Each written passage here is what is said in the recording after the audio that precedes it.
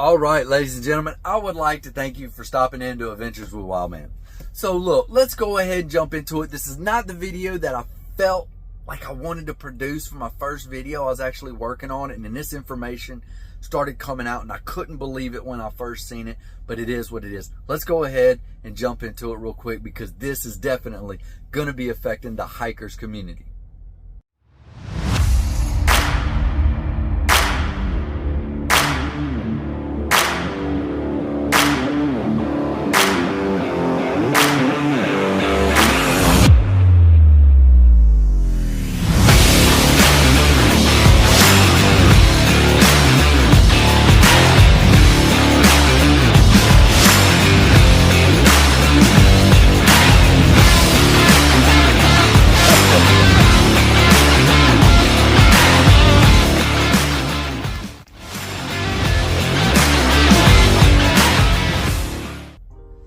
All right, so let's go ahead and get into it. Ladies and gentlemen, for those of you that do not know and has not very big in hiking, there are three major trails in the United States that a lot of hikers out here know about.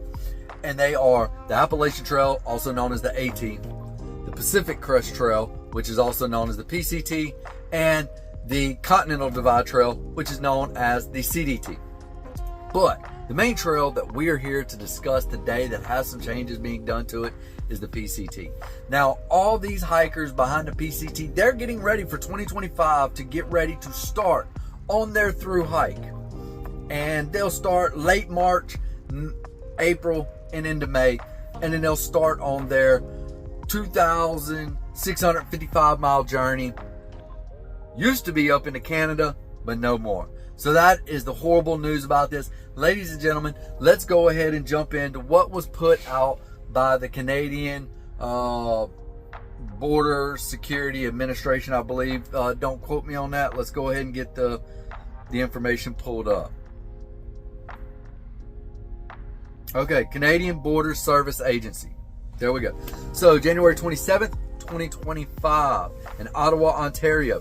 The Canadian Border Service Agency, CBSA, operates an evolving environment and continuously evaluates its programs and operates to support a safe and secure border. The CBSA announces today it is discontinuing the issuance of permits to enter Canada on the Pacific Crest Trail without presenting yourself to a port of entry. This change will facilitate monitoring of compliance of trail users, enhance security at the border, and it aligns with the U.S. Customs and Border Protection, CBP, who does not allow travelers to enter the U.S. from Canada on the trail. The PCT is a hiking trail that runs across the border between British Columbia and Washington State. While the entire trail is approximately, they put it in kilometers, the 4,265, it's 2,655 miles. From Mexico to Canada, there is a 13-kilometer extension into Canada that some hikers include in their expedition. 13 kilometers is like just a hair over 8 miles. It's like 8.0 whatever. Hikers from the U.S. without a permit who wish to complete the Canadian portion of the trail will from now on be required to first enter Canada via a designated port of entry. The closest port of entry I will list here as well as below in the description, as well as the associated links and how to contact the media relations at Canada Border Service Agencies. So their email, phone numbers, and all that, I'll list it down below. So ladies and gentlemen, that is definitely a major change I feel to the trail. You may not feel that that is a lot, but just that 8 miles as tradition wise being removed from the trail is a big ordeal in my opinion. First, you got to think of the history of this trail. So the trail was first proposed in 1926 and it was designated as a National Scenic Trail in 1968. The PCT was conceived by Clinton Churchill Clark in 1932. It received official status under the National Trail Systems Act of 1968. The Pacific Crest Trail, man, I messed that up. Where did that come from? the Pacific Crest Trail, the Appalachian Trail and the Continental Divide Trail form what is known as the Triple Crown. So we're looking at just a PCT of 93 years of tradition, from hiking from the Mexico border all the way up into Canada for the 8-mile stretch. Literally, for the 8 miles, all the through hikers that have completed the trail go all the way up, go to the northern terminus, and they take photos, congratulate themselves, normally drink a beer, celebrate a little bit, give hugs with anybody that happens to be around them if they're there, take some selfies, and then they turn around and they hike back down and they go and they catch a ride into Seattle, Washington, to either board a flight or board a bus to return back home. So that was tradition. Now, there's many different ways we can swing on why this is happening. I have my feelings on and my beliefs on why I feel that this is all of a sudden a permit is no longer good enough.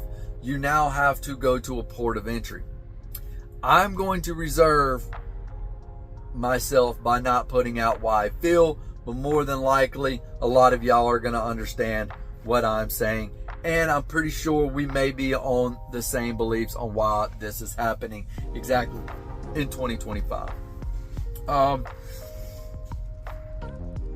What can we do about it? What can be the direction of it? I mean, we can propose a couple of different things. You know, how do we get around this obstacle? Over, under, around, or through. Okay, so around the obstacle that we're getting, you can no longer cross at that border. So you'll have to stop at the actual official Canadian-US border, then hike back out, hop a ride to the port of entry, come back in, hop a ride all the way back over, or walk all of this. So there's no telling how much longer just to get across that imaginary line, and then walk up your 8 miles to the northern terminus, take your photos, celebrate, drink your beer, do whatever that you're going to do, and hike back down. Or over the obstacle, we can just design a 8-mile stretch in whichever direction, add 8 miles onto it, put our own northern terminus, and eliminate Canada off of the tradition of the PCT in general. I do not fully agree with that. I'm just throwing this information out there. We need to get through this. We need to figure something out. This is tradition, and that's kind of what I agree with, the through part mostly of this. Canada and the US needs to come up with a little bit more, I feel, better understanding, especially for hikers hiking this trail. This is a long, strenuous journey. You're dealing with wildfires, dangerous wildlife, dangerous situations, and then now to add on more issues with an imaginary line. I feel that they need to get it together. But lo and behold, I'd like to thank y'all for sticking into that. I feel that this was very important to hurry up and get this information out there about the PCT, and it is a really sad day to me. Either way, we will all get through this. Feel free to leave a comment down, and if you have not done so, please go and hit that subscribe button, hit that like button, and share this video out or share my channel out to any of your friends, family, or anybody out there. The support definitely helps. With that being said, I'm going to go ahead and get on off of this long video that we was on, and we're going to go ahead and shag on down. Now, I do have another video that is getting ready to come out in the next couple of days. I feel that y'all will definitely enjoy it. It's got a lot of history in it, so please stand by for a couple more days for that video, which was supposed to be the first video released until this stuff started happening with the Pacific Crest Trail. It is a sad day, but we will all get through it.